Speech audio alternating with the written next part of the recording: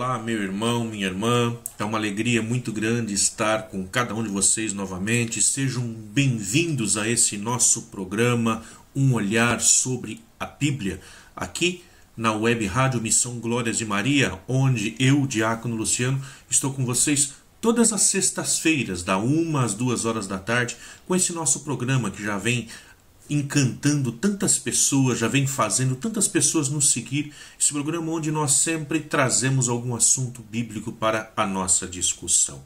E agora, esse mês que está iniciando, mês de setembro, nós temos dentro da nossa Igreja do Brasil um programa especial, uma época especial do ano, onde nós temos todo o mês dedicado à leitura, ao aprofundamento da Bíblia. Hoje, nós vamos tentar falar um pouquinho sobre isso, esclarecer quando que foi criado isso. É em todo o mundo que isso funciona? É só na Igreja do Brasil que nós temos um dia, um mês inteirinho somente para a Palavra de Deus, para a Bíblia, ou é em todos os cantos do mundo? Sobre isso, nós vamos estar então nos aprofundando nesse nosso encontro de hoje. É uma alegria tê-los conosco. Então venha e nos acompanhe, onde nós vamos, nesse programa, olhar sobre a Sagrada Escritura, sobre a Bíblia, a Palavra de Deus, e nos aprofundar um pouco sobre essa história de essa palavra que chega até as nossas mãos e que hoje nós, principalmente os católicos, tem esse acesso direto, um acesso que passa a existir a partir do Concílio Vaticano II. Muito bem. A Bíblia, essa palavra de Deus que você tem na sua casa, que você tem nas suas mãos, que você tem muitas vezes uma passagem dela gravada na sua cabeça. Essa Bíblia escrita em pergaminhos muitas vezes, ou até mesmo em folhas de papiro. Ela foi impressa em livros, ela tem sido talhada em pedra ou esculpida no coração das pessoas. A Bíblia é um livro que já foi traduzido para aproximadamente 3.000 línguas diferentes. Isso se nós avaliarmos os dados da Sociedade Bíblica do Brasil. Ainda assim, é um livro que continua muitas vezes desconhecido. Muitos entre nós a têm em casa, mas não a abrem. Muitos deixam ela lá sendo empoeirada em cima das suas estantes. Outros a mantêm aberta em cima de uma banqueta, em cima da estante, como se fosse um amuleto, a deixando ali em destaque na sala. Mas também não a leem, ela fica ali se empoeirando. Hoje em dia, a Bíblia desperta cada vez mais o interesse do povo cristão. Esse interesse, nós vemos ele enraizado principalmente nos círculos bíblicos, um local onde, por excelência, orienta a reflexão sobre a vida.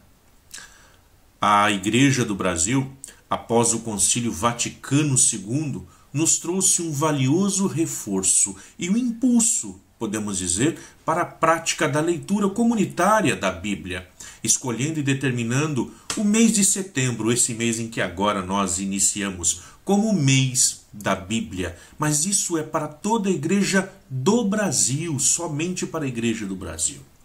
Tal mês foi determinado a partir de 1971. Então, desde 71, nós temos na Igreja do Brasil esse mês inteirinho de setembro dedicado à leitura da Palavra de Deus. Entretanto, a Igreja do Brasil vai além disso, porque já desde 1947 já tinha o hábito de guardar o último domingo de setembro como o dia da Bíblia. Isso se deu em homenagem a São Jerônimo, que nasceu lá no ano de 340 e faleceu no ano de 420 depois de Cristo.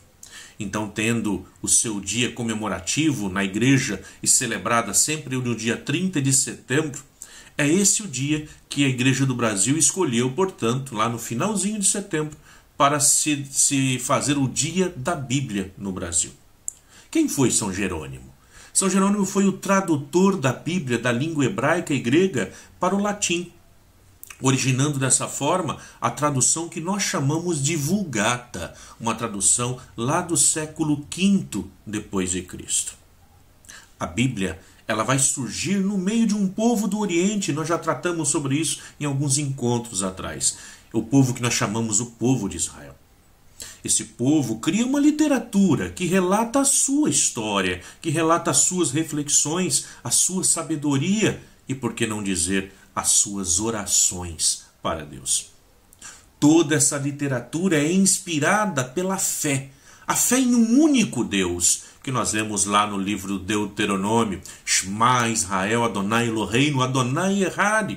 Escuta, Israel, o Senhor seu Deus é um. O Deus único. Essa fé vai surgir, portanto, no meio desse povo que vai, então, relatar as suas experiências desse Deus que lhes revela. E lhes revela: estou sempre com vocês. Com essa certeza de fé no coração, todos os anos a Igreja do Brasil escolhe entre os 73 livros da Bíblia, que compõem toda a nossa Bíblia católica, os 73 livros. A Igreja do Brasil vai escolher um para que possa estudá-lo em comunidade, para que possamos nos aprofundar em comunidade a leitura desse livro. É muito interessante que dentro do ano litúrgico, para aqueles que são católicos, se tem um prazo de 3 anos, participando todos os dias das celebrações, escutando aquela pequena porção da palavra de Deus. Num período de 3 anos se lê a Bíblia inteira, se passa por toda a Bíblia, do Antigo ao Novo Testamento. Então, no mês de setembro é o mês em que nós nos aprofundamos mais, escolhemos um entre os 73 livros, e aí vamos nos aprofundar na leitura, no comentário sobre esse livro. Para esse ano, o ano de 2020, foi escolhido pela Igreja do Brasil, portanto, nesse mês de setembro, o livro do Deuteronômio. Então é sobre o livro do Deuteronômio que nós vamos estudar durante todo o mês de setembro, acompanhando todos os teólogos, todos os biblistas que tendem a colocar em destaque a palavra de Deus nesse livro, nos explicando como que esse livro foi escrito. Então é exatamente a partir daí que esse nosso encontro de hoje vai se fazer também presente nas nossas casas, na nossa vida, onde nós vamos falar um pouco, fazendo uma introdução geral do que é esse livro do Deuteronômio. Esse livro que se encontra lá no Antigo Testamento, dentro da Torá, os 5 primeiros livros da Bíblia, o 5º desses 5 livros dedicado a Moisés, o último livro, portanto, de Moisés. Como esse livro foi escrito? O que está no centro desse livro? O que envolve as camadas no qual esse livro foi composto? Quais foram as mãos que o escreveram? Tudo isso nós vamos procurar nos aprofundar nesse encontro de hoje. Peçamos, portanto, já agora no início, a presença do Espírito Santo, para que possa abrir nossas mentes e nosso coração, para bem compreendermos, assim como esse mesmo Espírito abriu as mentes e as mãos daqueles que escutaram a palavra de Deus e escreveram o livro do Deuteronômio. Que o Espírito Santo de Deus esteja conosco nesse instante. Que possamos, portanto, juntamente com esse povo, receber as bênçãos desse Espírito.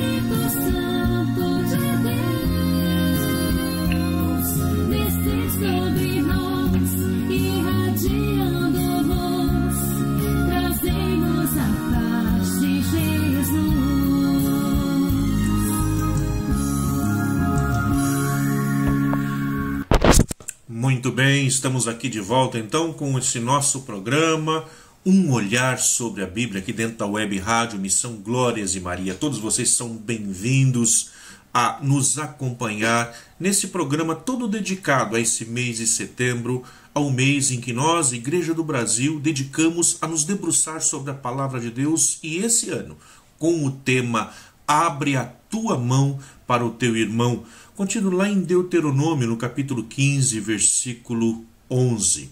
Nesse nosso programa, nós vamos, portanto, tentar ajudar com alguns elementos para que possamos entender o livro do Deuteronômio. Não é um livro que é fácil para ser compreendido se nós não mergulharmos dentro da história do povo em que viveu, em que escreveu esse livro.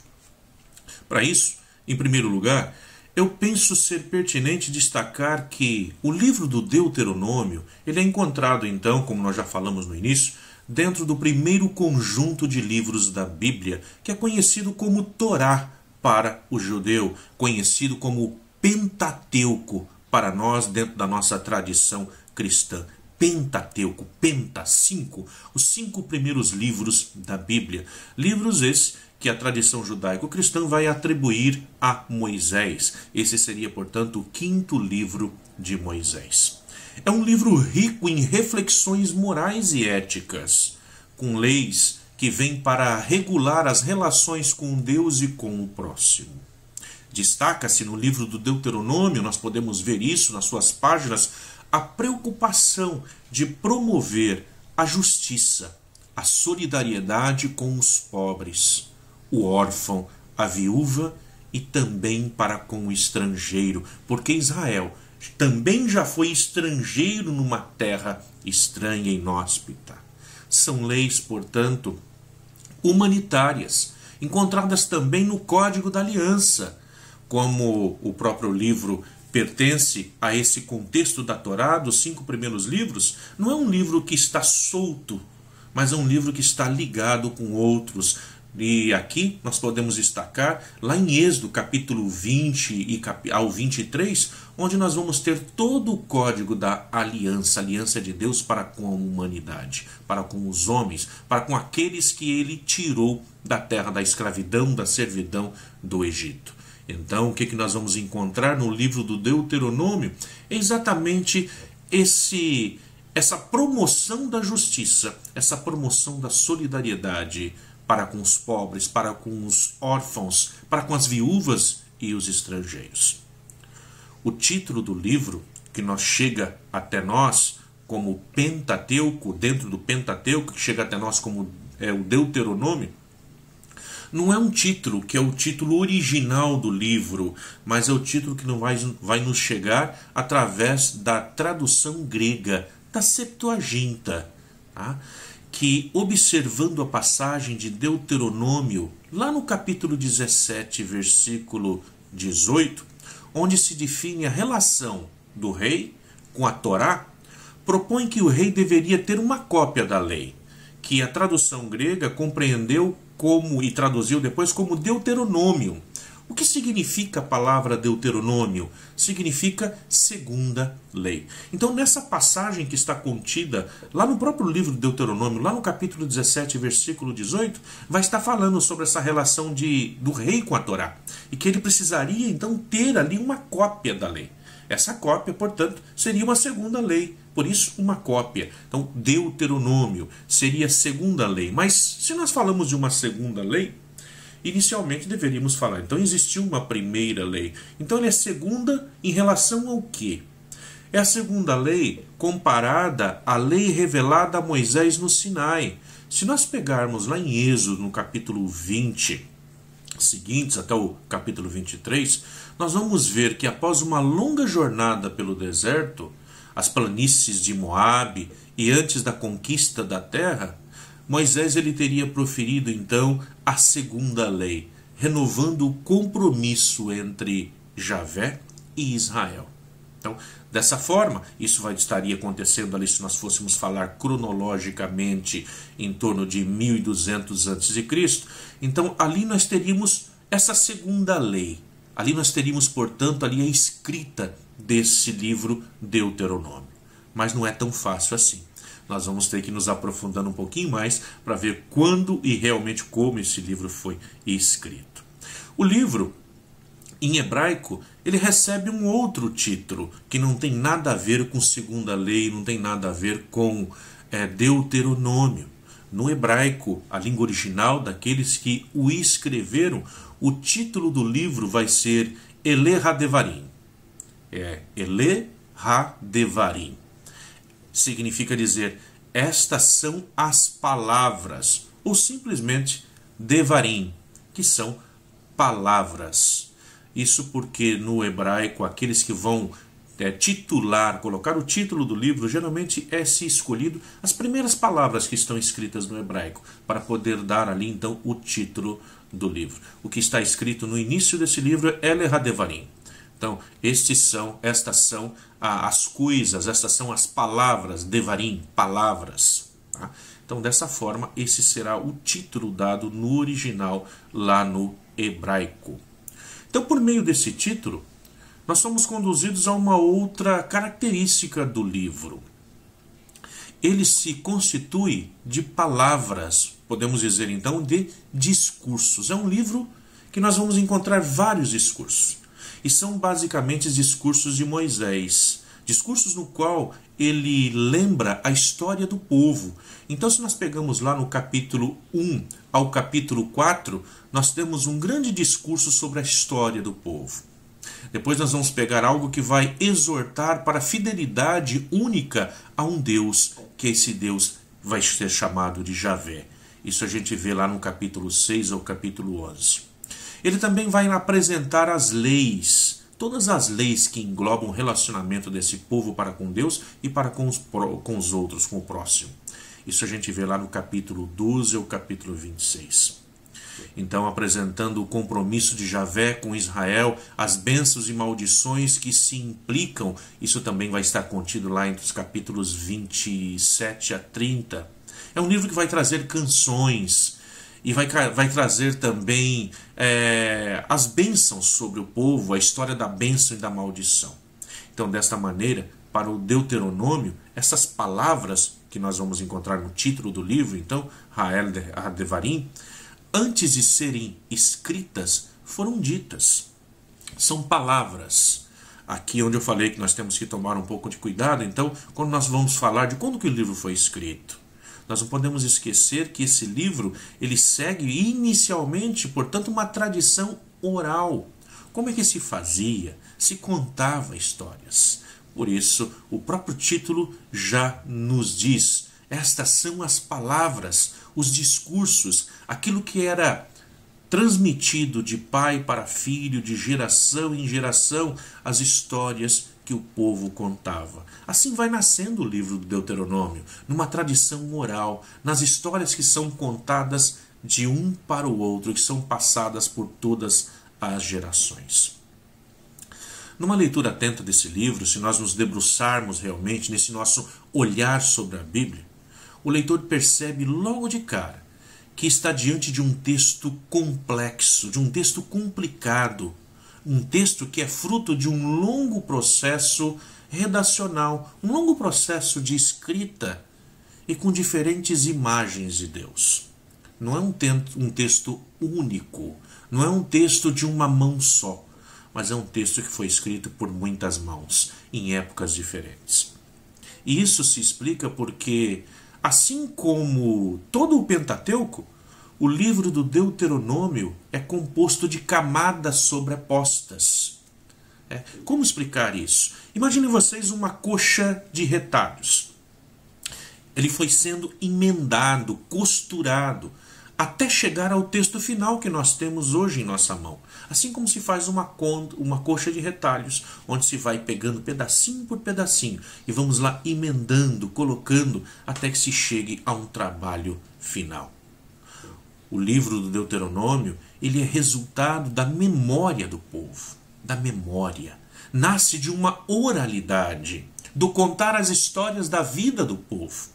Tudo aquilo que era vivido era contado, era transmitido. Tudo aquilo que se vive ao olhar da fé em Deus, desse Deus que se revela dentro da história. Portanto, o livro do Deuteronômio, ele vai ser passado de geração em geração, inicialmente como um livro de memória. E todo aquele que lembra, ele vai se colocando também dentro da história. E todo aquele que conta a história, aumenta um conto. Então, dessa forma, esse livro vai sendo aí criado. Nós temos, podemos dizer assim, uma chave de leitura para podermos compreender melhor o Deuteronômio. Aqui nós temos uma chave de leitura, então, para esse livro, a palavra memória. Nós temos que lê-lo como um livro de memória do passado, mas olhando o passado, analisando os problemas do presente, e isso tendo em vista superá-los no futuro. Então é um livro onde nós temos ali o nosso diário, o nosso livro de memórias do passado, olhando a nossa situação presente, e ao lermos isso, vermos o que será possível fazer para superar essas dificuldades lá num futuro. Não num futuro tão distante, mas num futuro próximo. Somente depois de muitos anos, esse livro, Deuteronômio, é que ele vai sair da oralidade e se tornar um livro escrito. Escritura sagrada. Primeiro ele está na oralidade. Somente assim nós podemos compreender as diferenças e contradições que estão presentes no livro do Deuteronômio. Sim, tem muitas contradições. Se nós formos lê-lo como um livro onde é um livro de uma mão só, nós não compreenderemos as contradições, as diferenças que ele traz. Um exemplo para que nós possamos compreender disso, eu escolhi para vocês aqui, no Deuteronômio capítulo 10, versículo 18, 19. Nós temos uma parte em que vai dizer assim: Ele, Javé, faz justiça ao órfão e à viúva, e ama o migrante, o estrangeiro, dando-lhe pão e roupa. Portanto, amem o estrangeiro, porque vocês foram migrantes na terra do Egito. Vejam só, essa palavra lá do Deuteronômio, essa passagem lá no Deuteronômio 10, vai nos mostrar, portanto, esse cuidado de Deus para com o estrangeiro, esse cuidado de Deus para com o povo pobre, para com o povo que sofre, com o órfão, com a viúva. Se nós pegarmos esse texto e compararmos agora com Deuteronômio capítulo 2, versículo 33 a 34, nós vamos ver uma grande diferença. Escutem só e vamos ver o que está escrito. Dá-se a impressão de estar falando de um outro livro. Vai dizer assim: Javé, o nosso Deus, o entregou diante de nós, e nós o derrotamos, como também a seus filhos e a todo o seu povo.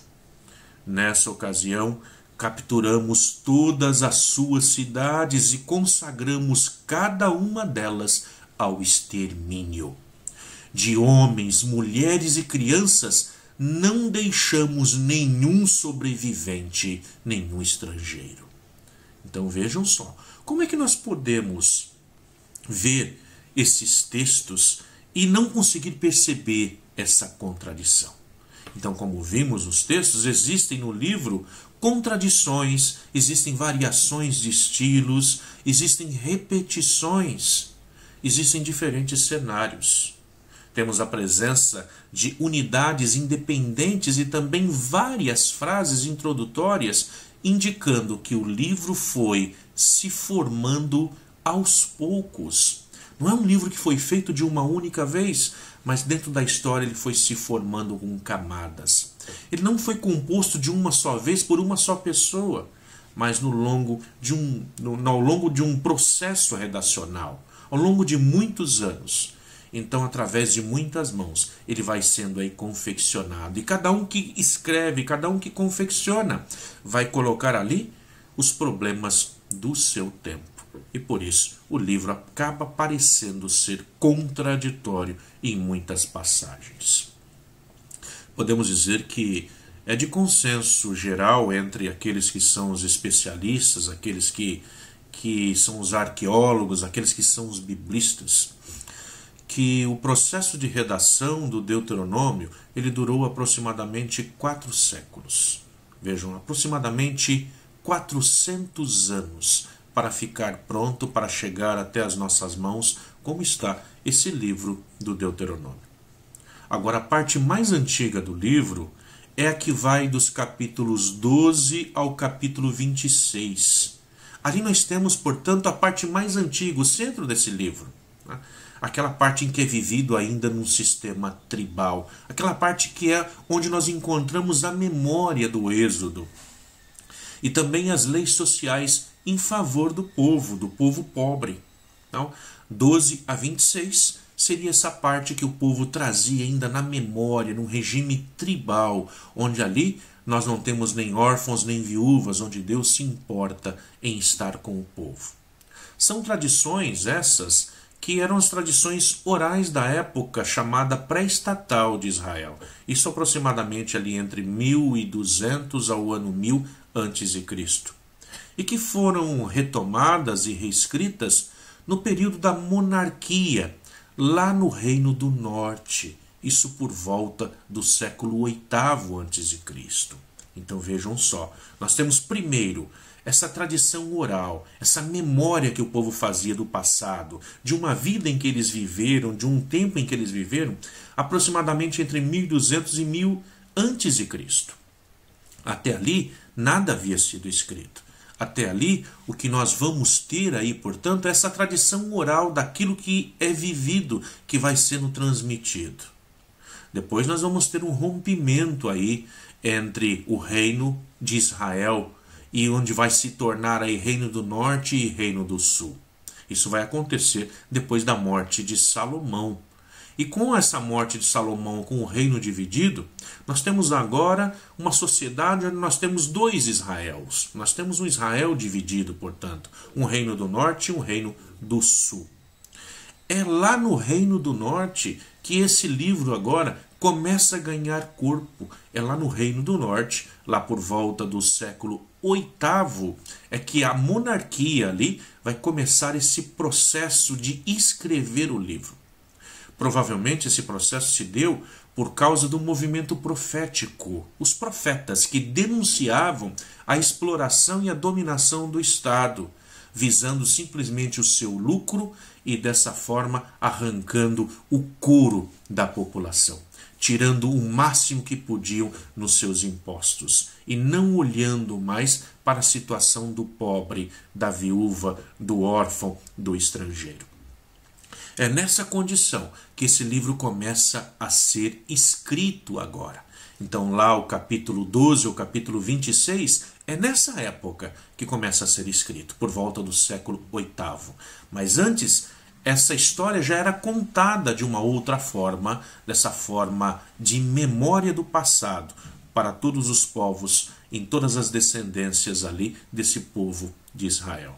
Então esse processo é um processo longo em que agora, ajudado pelos profetas, vai se começar a colocar por escrito esse livro.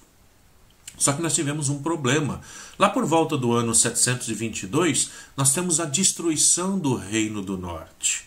Então nós temos o reino assírio, que passa como um rolo compressor por todo aquele povo, por toda aquela gente, e vai destruindo tudo que encontra pelo caminho, porque eles querem chegar a dominar a passagem que leva até o Egito. Assim, eles vão encontrar o Reino do Norte ali como um obstáculo para ser superado, e vão destruí-lo. Aqueles que fugiram, aqueles que conseguiram fugir, aqueles que não são levados para o cativeiro, eles fogem para o Reino do Sul, para Judá. E o que eles vão fazer? Eles levam consigo as suas tradições, e entre elas vão carregar consigo todo o material que foi utilizado como base depois na reforma do rei Ezequias, rei lá de Judá, que fez a edição, portanto, de Deuteronômio 12 a 26. Então aqueles primeiros escritos que foram feitos no norte foram agora carregados, levados com o povo que fugia da destruição do reino do norte para o sul. E lá, sob o comando do rei Ezequias, agora vai ser reeditado essa passagem do capítulo 12 ao capítulo 26. Vai ser relido e reescrito. Então esse mesmo texto, ao longo da história, foi revisto e ampliado, dando origem ao que nós chamamos do Deuteronômio, do capítulo 1 ao capítulo 34. Vamos ver se ficou claro isso. O que existia, portanto, de texto do Deuteronômio era o que nós temos hoje como capítulo 12 ou capítulo 26. Eles pegam isso que existia, vão reler ao olhar dos problemas que estavam vivendo, e daí eles vão criar, ampliar todo o livro do Deuteronômio, vão reescrever, e aí vão criar do capítulo 1 ao capítulo 34, fazendo essa releitura a partir da vida, a partir dos sofrimentos, a partir da situação em que eles viviam. O processo de construção e desenvolvimento das tradições históricas de Israel no Deuteronômio foi um processo lento, gradual, culminando aí, portanto, em meado do século 6 a.C., em sua forma final, passado por diversas etapas. Então, lá por volta do século VI a.C., é quando ele vai estar aí, então, ficando aí nesse processo praticamente aí pronto. Cada uma dessas situações que o povo viveu, cada parte disso situa-se em diferentes lugares, em diferentes tempos. Portanto, é um processo que vai levar aí a mão de vários autores, de vários ambientes.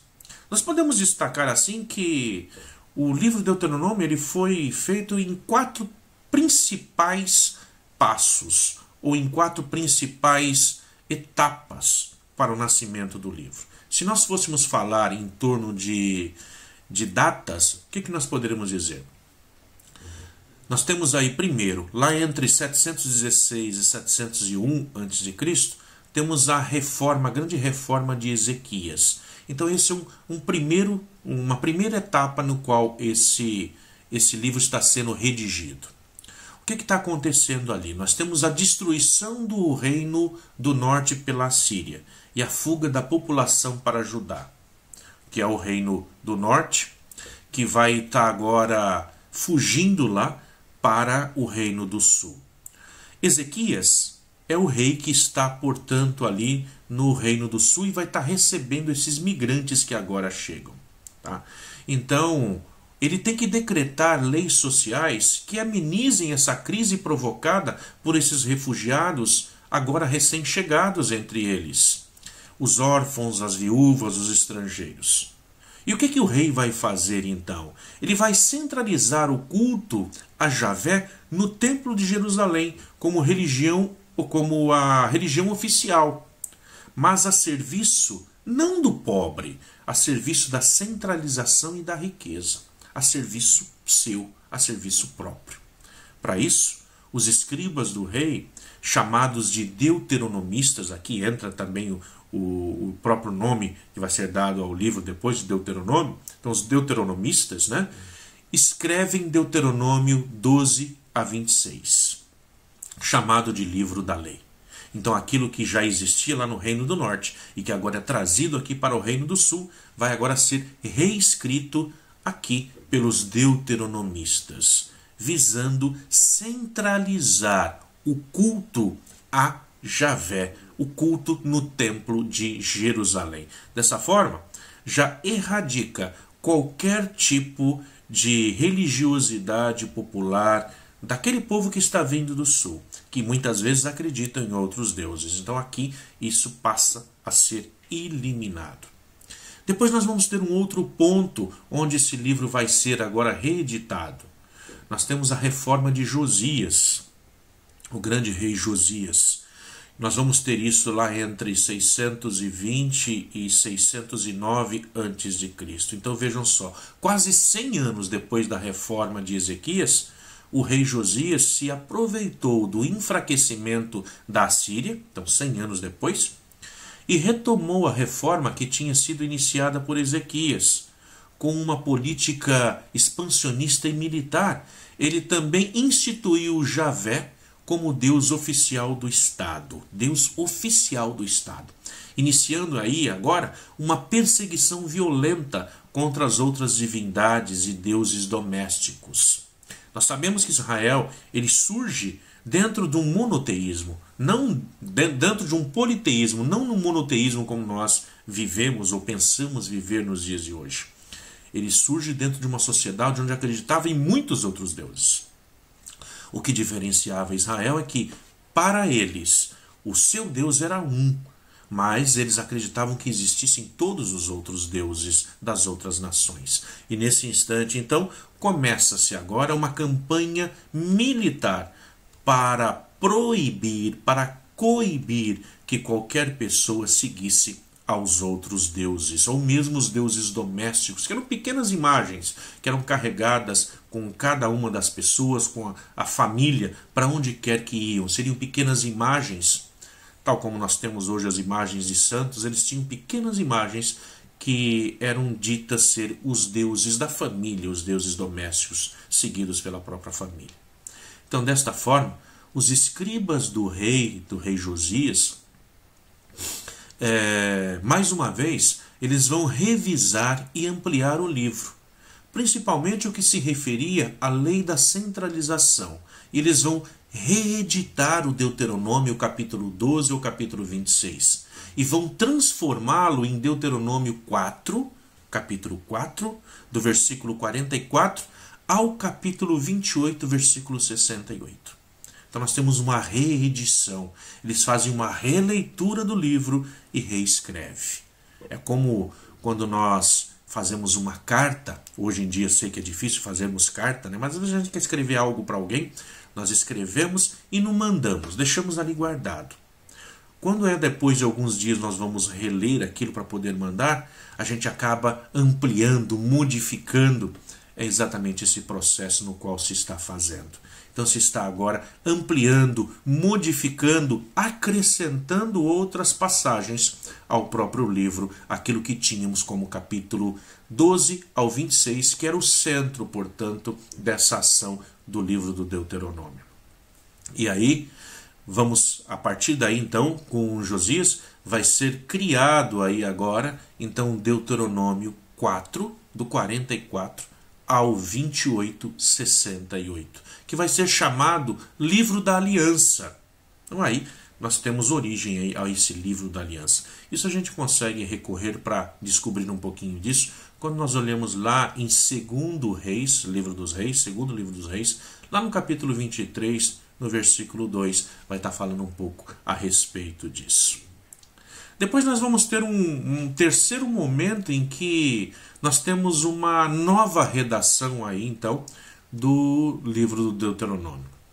Essa nova redação é uma redação exílica, porque lembro vocês também, nós já trabalhamos em outros momentos, mas lembrando a vocês que também o reino do sul, num determinado momento, também eles foram escravizados, foram levados para o cativeiro, para o exílio na Babilônia, sob o regime de Nabucodonosor.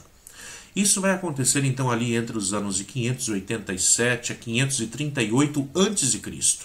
Lá também nós vamos ter agora então uma revisão dessa redação, porque com a invasão babilônica acontece então essa deportação, a morte, a fome e o abandono do povo.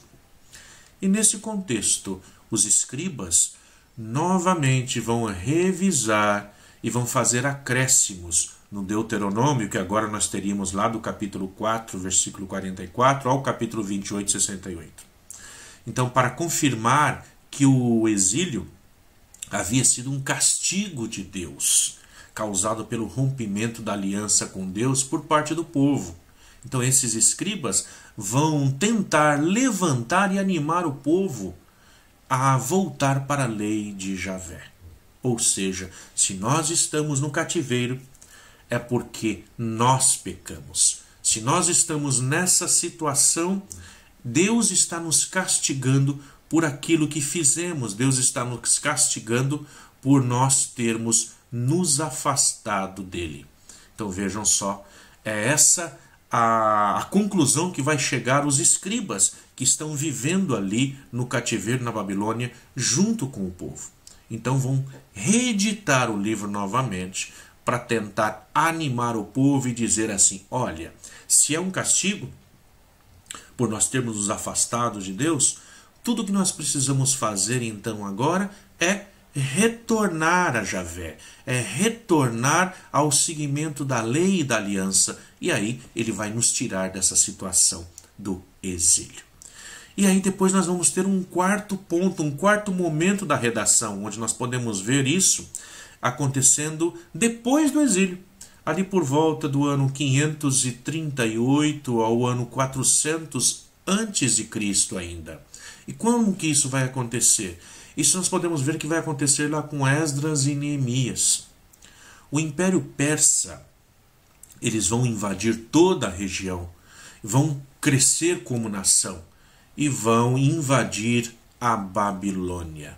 E depois que eles invadem a Babilônia e vê toda aquela multidão de gente ali, eles vão mandar esse povo de volta para suas terras. E aí nós vamos ver que com Esdras e Neemias, o Império Persa, ele reconstruiu Judá e a cidade de Jerusalém como uma teocracia, um centro de poder sociopolítico fortificado e dirigido pelos sacerdotes para controlar o Egito. Então não é que o rei da Pérsia, Ciro, o rei da Pérsia, era uma pessoa boa. Não é que ele queria o bem daquele povo, mas ele queria que esse povo estivesse na sua terra e assim dessa forma pudesse pagar os impostos. Tudo que ele quer é receber os seus impostos. E aí ele vai instituir então nesse novo povo agora uma teocracia. Tá? Então é esse domínio a partir da sociedade política ligado ao religioso. Então o centro do poder está dentro do religioso, e esse religioso ligado ao império político, à sociedade política. Então os sacerdotes são aqueles que vão estar à frente. E tudo isso porque Ciro queria controlar a região do Egito, chegar até o Egito. Essa teocracia, a gente vai ver que estabelece Javé como o único Deus do universo. Isso nós vemos escrito ali, expresso lá em Deuteronômio capítulo 4, versículo 35, assim como também lá no Deuteronômio 26, versículo 12 a 15. A teocracia também vai proibir qualquer tipo de imagem ou manifestação cultica, conforme nós vemos em Deuteronômio 4, do versículo 9 ao 20. Então essa teocracia vai, portanto, impedir que as pessoas possam ter a sua religiosidade ali respeitada. Todos eles têm que se dirigir aí a esse Deus Javé, que é agora o Deus do Estado. Então, por outro lado, a teocracia apresenta Israel como povo eleito, como povo santo, um povo submetido à lei do puro e do impuro, fortalecendo assim o Templo de Jerusalém como o centro arrecadador de todas as oferendas e ofertas pela purificação, através do sacrifício. Isso a gente vê lá em Deuteronômio 7, versículo 1 a 5, e também vemos lá no livro de Esdra, lá no capítulo 9.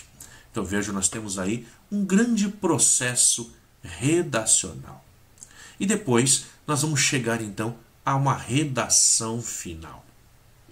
A redação final de Deuteronômio, com os capítulos de 1 a 34, são 34 capítulos, então no livro do Deuteronômio, é um grande apelo à conversão e à unidade do povo eleito.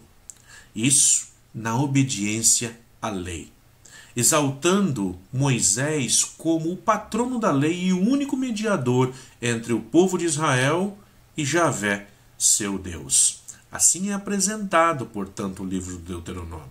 O livro ele apresenta textos de teor humanitário, apresenta também textos de proteção para os fracos e empobrecidos. A gente consegue ver isso, claro, lá em Deuteronômio 24, versículo 19 ao 21. Mas também apresenta outros textos que são desumanizantes, podemos dizer, que justificam matar em nome de Deus, como Deuteronômio 13. Ou mesmo textos que vai nos apresentar que se pode oprimir e escravizar mulheres e crianças. Isso a gente encontra lá em Deuteronômio 21, 10, 14. Por isso essa diferença dentro dos textos. Tá? Então, é um texto complexo. É um livro que foi escrito por muitas mãos. Então, tudo isso que nós vimos até aqui são as marcas deixadas pelo longo processo redacional desse livro, que vai durar por volta de 4 séculos. Sendo assim, é preciso entender a história do antigo Israel para podermos aí realmente entendermos o livro do Deuteronômio. É um livro escrito por muitas mãos. E durante esse mês de setembro, nós teremos essa chance. Temos aí várias lives que vão ser apresentadas se falando sobre esse livro do Deuteronômio. Vamos nós também, em nossas casas, estar nos debruçando sobre esse livro, que vai nos apresentar a necessidade de estender as mãos para o pobre. É um livro, portanto, que fala diretamente ao coração da experiência desse povo para com Deus misericordioso, para com Deus que escuta o clamor do seu povo e desce para estar com ele. É nessa certeza que nós vamos, nesse mês de setembro, portanto, irmos aprendendo junto com o povo, junto com a comunidade. Vamos nos aprofundando nesse livro. Vamos fazer uma pausinha agora e pedir a essa Maria, Mãe de Deus, estamos aqui na Web Rádio Missão Glórias de Maria, pedir que ela também nos cubra aí com suas bênçãos, que nos cubra aí com o seu manto e que nos ajude como comunidade, como povo de Deus que caminha, assim como o livro do Deuteronômio nos apresenta, que ela possa também nos ajudar, nos incentivar a compreender esse livro na nossa vida, a importância desse livro.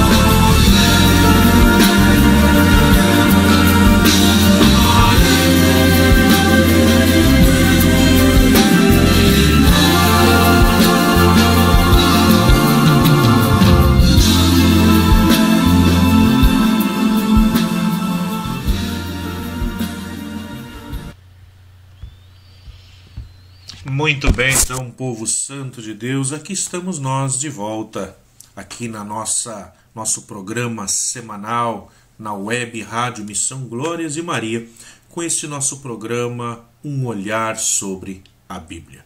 Hoje, então, tratamos aí do assunto do Deuteronômio, tentando nos dar algumas pistas para compreendermos aí melhor como que esse livro foi escrito. Então, conseguimos ver que é um livro escrito sobre camadas, um livro escrito por muitas mãos.